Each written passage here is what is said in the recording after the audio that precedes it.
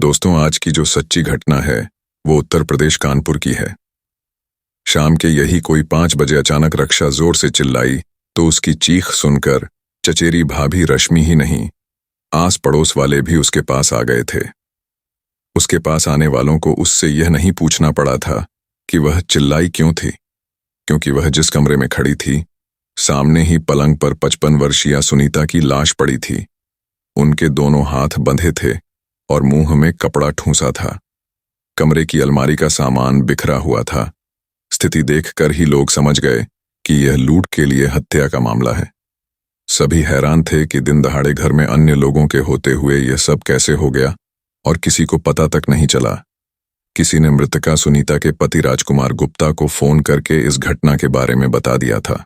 आते ही राजकुमार गुप्ता पड़ोसियों की मदद से पत्नी सुनीता को इस उम्मीद से मोहल्ले के ही शांति मिशन हॉस्पिटल ले गए कि शायद उनमें अभी जान शेष हो, लेकिन अस्पताल के डॉक्टरों ने उन्हें मृत घोषित कर दिया।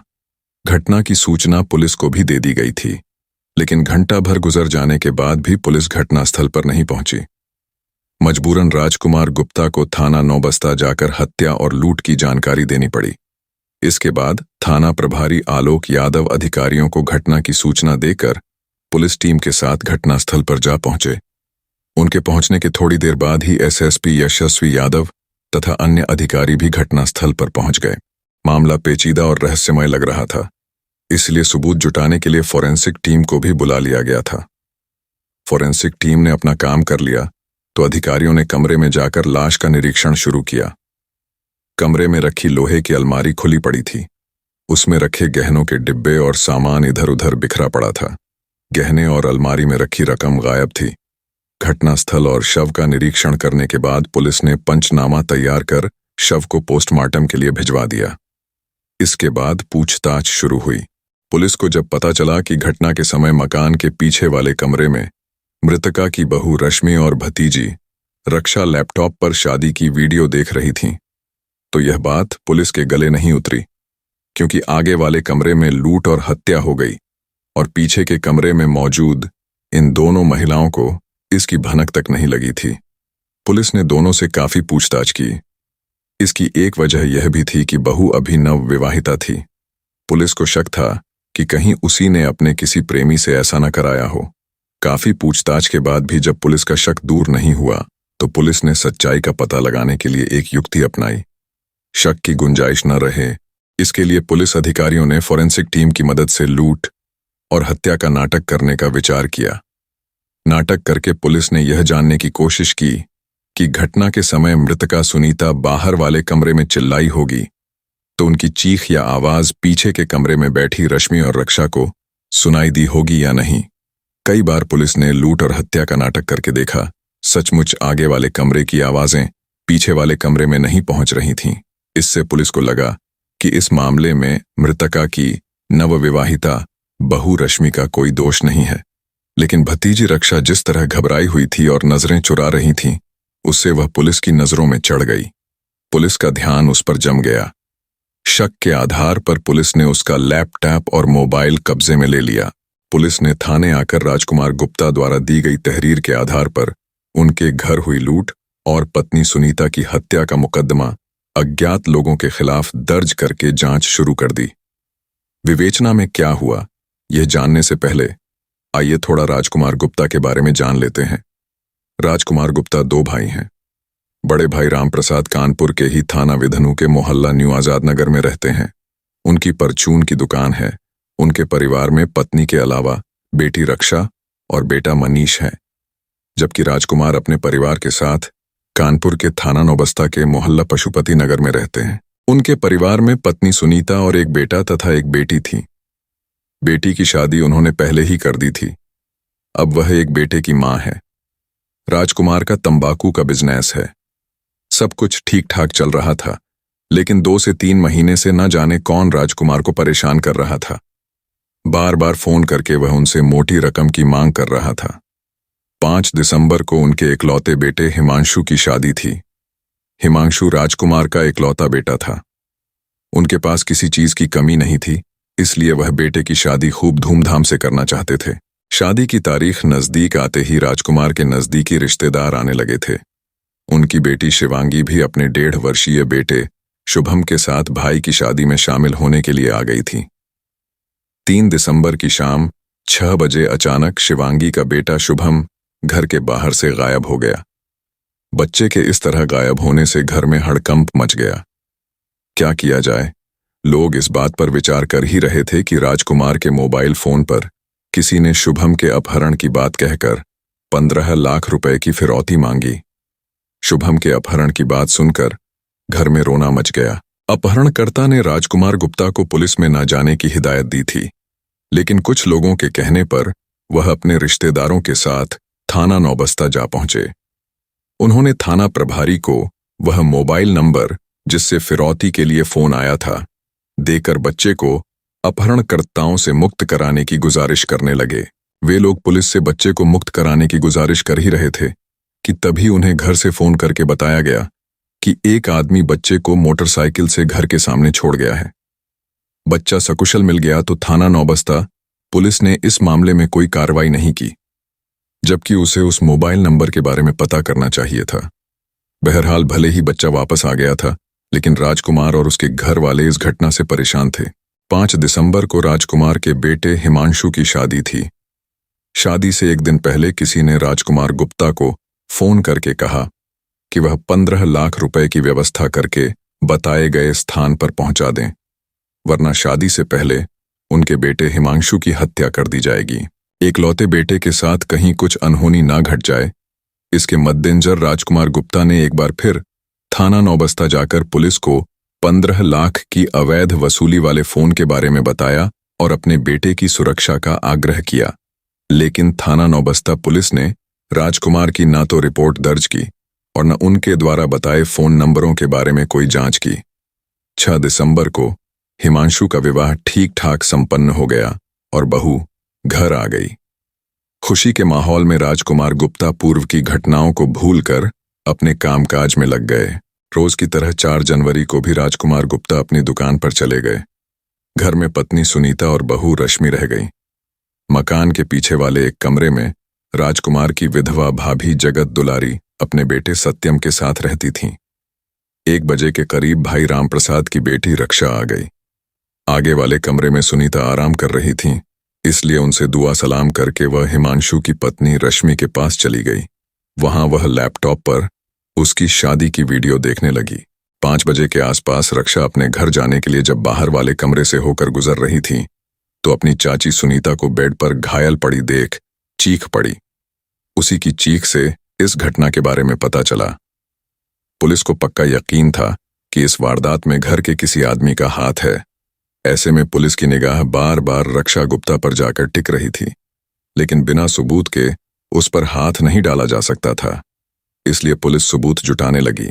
मामला गंभीर था, इसलिए एसएसपी यशस्वी यादव ने इस मामले के खुलासे के लिए एसपी ग्रामीण डा Anil Mishra, CO Rohit Mishra, crime branch प्रभारी संजय मिश्रा और थाना नौबस्ता के थाना प्रभारी आलोक कुमार के नेतृत्व में 4 टीमें बनाई। मोबाइल फोन अपराधियों तक पहुंचने में काफी मददगार साबित होता है, इसलिए पुलिस की इन टीमों ने मोबाइल फोन के जरिए हथियारों तक पहुंचने की योजना बनाई। पुलिस ने मृतका सुनीता, रश्मि और रक्षा के मोबाइल फोन नंबरों की कॉल डिटेल्स निकलवाई। इनका अध्ययन करने के बाद पुलिस ने उन मोबाइल नंबरों को सर्विलांस पर लगा दिया जिन पर उसे संदेह हुआ। रक्षा के नंबर की कॉल डिटेल्स में पुलिस को एक नंबर ऐसा मिला जिस पर घटना के बाद तक उसका संपर्क बना रहा था, लेकिन उसके बाद वह मोबाइल नंबर बंद हो गया था। इस बात से पुलिस को रक्षा गुप्ता पर शक और बढ़ गया।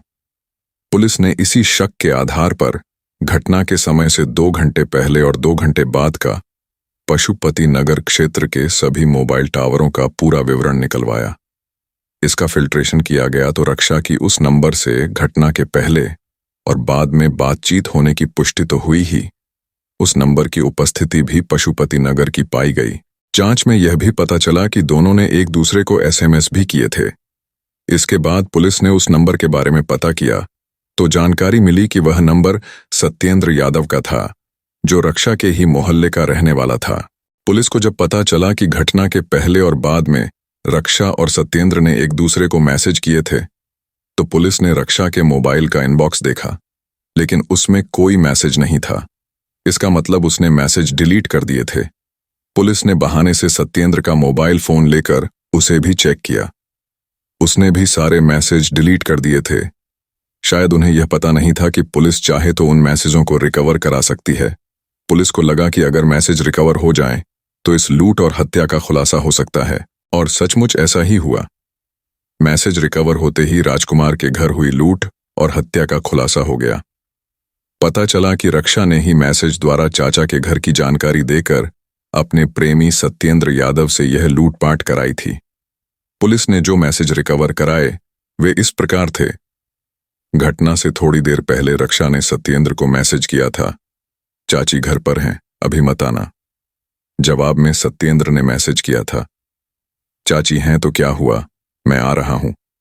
इसके बाद सत्येंद्र ने अगला मैसेज भेजकर रक्षा से पूछा, मैं तुम्हारी चाची के घर के पास पहुंच गया हूं, गेट खुला है या नहीं। रक्षा ने जवाब दिया था, गेट बंद है लेकिन अंदर से लॉक नहीं है। मैं घर के अंदर आ गया हूं, तुम अपनी भाभी को संभालना। सत्येंद्र ने मैसेज भेजा, ठीक है, गुड लक, ओके। रक्षा ने जवाब दिया। इसके बाद सत्येंद्र ने 5 बजे के करीब रक्षा को मैसेज भेजा, काम हो गया है, मैं जा रहा हूं। रक्षा ने जवाब दिया, ओके। पुलिस जांच शुरू हुई तो रक्षा ने सत्येंद्र को मैसेज भेजा, कहीं हम फंस न जाएं, सोने वाला जागकर गवाही नहीं देगा, परेशान मत हो। सत्येंद्र ने उसे तसल्ली दी थी। रक्षा का आखिरी मैसेज था, ओके। नौबस्ता पुलिस के साथ क्राइम ब्रांच की टीम भी आई थी। एक मोटा दरोगा मुझे घूर रहा था, लगता है उसे कुछ शक हो गया है।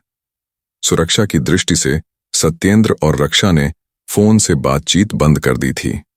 दोनों एक दूसरे को केवल एसएमएस कर रहे थे। सत्येंद्र ने रक्षा के आखिरी मैसेज के जवाब में कहा था, तुम मोबाइल के इनबॉक्स से सारे मैसेज डिलीट कर दो, उसके बाद कुछ नहीं होगा, मैं भी पुलिस के बारे में पता करता रहूंगा। इसके बाद पुलिस के लिए संदेह की कोई गुंजाइश नहीं रह गई थी। उसे अकाट्य सबूत मिल गए थे। पुलिस 6 जनवरी 2014 को रक्षा को उसके घर से हिरासत में लेकर थाना नौबस्ता ले आई। पुलिस ने उससे पूछताछ शुरू की तो काफी देर तक वह इस मामले में अपना और सत्येंद्र का हाथ होने से इनकार करती रही। लेकिन जब पुलिस ने उसके द्वारा डिलीट किए गए मैसेजों को लैपटॉप की स्क्रीन पर दिखाना शुरू किया तो उसकी आंखें फटी की फटी रह गईं। अब रक्षा के पास सच उगलवाने के अलावा कोई चारा नहीं बचा था। उसने अपनी चाची सुनीता की हत्या और लूट में सहयोग का अपना जुर्म स्वीकार करते हुए पुलिस को सत्येंद्र से प्यार होने से लेकर इस अपराध में शामिल होने तक की उनकी पूरी कहानी कुछ इस तरह सामने आई। रक्षा के पिता राम प्रसाद की छोटी सी परचून की दुकान थी। उस दुकान से सिर्फ गुजर बसर हो पाती थी। घर की आर्थिक स्थिति ठीक नहीं थी। इसके बावजूद उसके पिताजी उसे पढ़ाना चाहते थे। वह महिला महाविद्यालय किदवई नगर से बीए कर रही थी। वह पढ़ने में ठीक थी। 2 साल पहले कोयला नगर की रहने वाली एक सहेली के यहाँ उसकी मुलाकात सत्येंद्र यादव से हुई तो वह उसके प्रेम में पड़ गई। सत्येंद्र यादव भी कोयला नगर के ही रहने वाले अमर सिंह का बेटा था। वह रक्षा की सहेली के यहाँ अक्सर आता जाता रहता था। इसी वजह से रक्षा से उसकी मुलाकात होने लगी थी। इन्हीं मुलाकातों में दोनों में आंख मिचौली शुरू हुई तो रक्षा बहकने लगी। आगे चलकर रक्षा और सत्येंद्र के बीच ऐसा आकर्षण बढ़ा कि बिना मिले उनका मन ही नहीं लगता था। दोनों मोबाइल पर भी लंबी लंबी बातें करते थे। इस तरह जब दोनों का प्यार परवान चढ़ने लगा तो इसके चर्चे मोहल्ले में होने लगे। रक्षा और सत्येंद्र यादव के प्यार की चर्चा राम प्रसाद के कानों में पड़ी तो वह हैरान रह गए। कॉलेज से लौटने पर उन्होंने बेटी से सत्येंद्र के बारे में पूछा तो उसने बिना किसी झिझक के सत्येंद्र से चल रहे अपने प्यार की बात स्वीकार कर ली। साथ ही उसने यह भी कहा कि वे दोनों एक दूसरे को जी जान से चाहते हैं और जल्दी ही शादी कर लेंगे। रक्षा की बात सुनकर राम प्रसाद हक्के बक्के रह गए।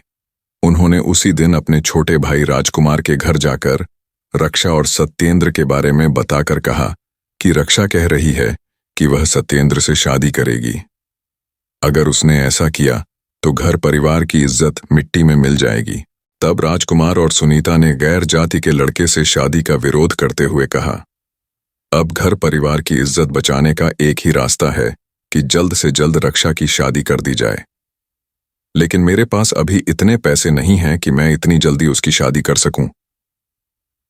रामप्रसाद ने अपनी आर्थिक तंगी बताकर हाथ खड़े किए तो सुनीता ने लखनऊ के एक लड़के का पता देकर कहा, आप वहां जाकर शादी तय कीजिए। शादी तो करनी ही है। हम लोग हर तरह से इस शादी में आपकी मदद करेंगे। रामप्रसाद लखनऊ पहुंचे और सुनीता द्वारा बताए लड़के को देखा। लड़का भी ठीक था और घर परिवार भी, इसलिए शादी तय कर दी। चौथे दिन तिलक चढ़ाकर विवाह की तारीख भी तय कर दी गई। जब इस बात की जानकारी रक्षा को हुई तो वह बौखला उठी। उसने रामप्रसाद से एक बार फिर सत्येंद्र से शादी की जिद की, लेकिन रामप्रसाद ने गैर जाति के लड़के से उसका विवाह करने से साफ मना कर दिया। रक्षा सत्येंद्र के वियोग में छटपटा रही थी। उसने उसके साथ जीने मरने की कस्में खाई थीं, इसलिए किसी भी सूरत में वह उससे शादी करना चाहती थी।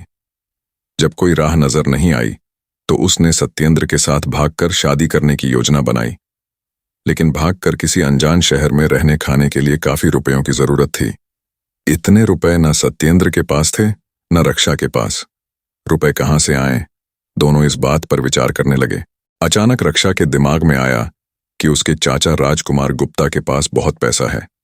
वह हमेशा घर पर 20 से 25 लाख रुपए रखे रहते हैं। अगर किसी तरह वे रुपए उसके हाथ लग जाएं, तो वह आराम से सत्येंद्र के साथ भागकर अपनी अलग दुनिया बसा सकती है। रक्षा ने जब इस बात पर सत्येंद्र से सुझाव मांगा तो उसने भी हामी भर दी। इसके बाद दोनों किसी भी तरह राजकुमार के घर से रुपए उड़ाने की कोशिश करने लगे। जैसे जैसे विवाह की तारीख नजदीक आती जा रही थी, रक्षा की बेचैनी बढ़ती जा रही थी। वह किसी भी हाल में सत्येंद्र से जुदा नहीं होना चाहती थी। यही वजह थी कि सत्येंद्र को पाने के लिए वह किसी भी हद तक जाने को तैयार थी। उसने चाचा के घर से लाखों रुपए उड़ाने की जो योजना बना रखी थी, उसके लिए मौका नहीं मिल रहा था। वह चाहती थी कि किसी तरह का खून खराबा भी ना हो और चाचा के घर रखे रुपए भी मिल जाएं। इसके लिए वह लगातार चाचा के घर पर नजर रख रही थी। राजकुमार अपने इकलौते बेटे हिमांशु की शादी में लगे थे। शादी में शामिल होने के लिए उनकी बेटी शिवांगी अपने 1.5 वर्षीय बेटे शुभम के साथ मायके आई तो मौका देखकर रक्षा ने उसके बेटे का सत्येंद्र द्वारा अपहरण करा दिया और 15 लाख रुपए की फिरौती भी मांगी। लेकिन जब राजकुमार पुलिस के पास पहुंच गए तो डरकर रक्षा ने सत्येंद्र को फोन करके बच्चे को वापस छोड़ने को कहा। अपहरण के लगभग 1.5 घंटे बाद सत्येंद्र मोटरसाइकिल से शुभम को गली में छोड़ गया। इस तरह रक्षा और सत्येंद्र की यह योजना असफल हो गई। इसके बाद रक्षा के इशारे पर सत्येंद्र ने राजकुमार को फोन करके हिमांशु की हत्या करने की धमकी देकर 15 लाख रुपए मांगे, लेकिन इसमें भी सफलता नहीं मिली। हिमांशु की शादी हो जाने के बाद राजकुमार रक्षा की शादी की तैयारी करने लगे। रक्षा की फोन पर सत्येंद्र से बात होती ही रहती थी। वह उससे जल्दी कुछ करने को कहती रहती थी, क्योंकि वह उससे किसी भी हाल में जुदा नहीं होना चाहती थी। जैसे जैसे दिन गुजर रहे थे, दोनों की पीड़ा और तनाव बढ़ता जा रहा था। इस स्थिति में जब रक्षा और सत्येंद्र को लगा कि वे राजकुमार के घर रखी नकदी नहीं उड़ा सकते, तो उन्होंने लूट की योजना बना डाली। उसी योजना के मुताबिक रक्षा उस दिन अपना लैपटॉप लेकर दोपहर 1 बजे अपने चाचा राजकुमार के घर जा पहुंची। उसने अंदर वाले कमरे में हिमांशु की पत्नी रश्मि को उसके विवाह की वीडियो दिखाने के बहाने उलझा लिया, तो सत्येंद्र ने मैसेज भेजकर उसे बता दिया कि वह घर के बाहर आ गया है। मैसेज देखकर रक्षा ने लैपटॉप की आवाज तेज कर दी। जब काम हो जाने का सत्येंद्र का मैसेज आया तो रक्षा 5 बजे के आसपास अपने घर जाने के लिए चाची वाले कमरे से निकली। वहां उनकी लाश देखकर वह चीख पड़ी। उस पर किसी को शक न हो, इसलिए उसने दौड़ दौड़कर यह बात सभी को बताई। रक्षा से पूछताछ के बाद पुलिस ने उसके प्रेमी सत्येंद्र को गिरफ्तार कर लिया। पूछताछ में सत्येंद्र ने बताया कि उसने यह लूट और हत्या अपने दोस्त विवेक और मनोज के साथ मिलकर की थी। पुलिस ने तुरंत विवेक और मनोज के घर छापा मारा। विवेक तो पुलिस के हाथ लग गया, लेकिन मनोज फरार होने में कामयाब हो गया था। रक्षा के प्रेमी सत्येंद्र यादव ने पुलिस को बताया कि वह कोयला नगर के शिवपुरम के रहने वाले अमर सिंह यादव का बेटा है। उसके पिता पीएसी में सिपाही हैं, जो इस समय इलाहाबाद में तैनात हैं। उसका बड़ा भाई जितेंद्र ऑर्डिनेंस फैक्ट्री में नौकरी करता है, जबकि वह बीएसएससी करके नौकरी की तलाश में था। उसने पुलिस भर्ती की परीक्षा भी दे रखी थी। उसे उसी परीक्षा के परिणाम का इंतजार था, लेकिन उसके पहले ही उसने अपनी प्रेमिका रक्षा के लिए अपना भविष्य ही नहीं, जिंदगी भी दांव पर लगा दी। सत्येंद्र ने पुलिस को बताया था कि वह सिर्फ लूट के लिए आया था। इसके लिए उसने पहले विवेक और मनोज को भेजा था। दोनों ने अंदर जाते ही धक्का मारकर सुनीता को गिरा दिया और उनके मुंह में कपड़ा ठूंस दिया, जिससे वह चिल्ला न सके। उनके हाथों को बांधकर उन्होंने उन्हें वैसे ही छोड़ दिया। लेकिन उन्होंने उसे देख लिया तो अपने बचाव के लिए उसे सुनीता की हत्या करनी पड़ी। क्योंकि वह उसे पहचानती थी, उसने उनके मुंह पर तकिया रखकर उन्हें मार दिया था। इंटरमीडिएट में पढ़ रहा विवेक भी कोयला नगर का रहने वाला था। वह सत्येंद्र का गहरा दोस्त था। सत्येंद्र के कहने पर वह पैसों के लालच में उसके साथ लूट की इस योजना में शामिल हो गया था। पूछताछ के बाद पुलिस ने सत्येंद्र और विवेक की निशानदेही पर 10,000 नकद, करीब 10 लाख के गहने और सुनीता का मोबाइल फोन बरामद कर लिया। माल बरामद होने के बाद पुलिस ने 7 जनवरी को दोनों को अदालत में पेश किया, जहां से उन तीनों को जेल भेज दिया गया।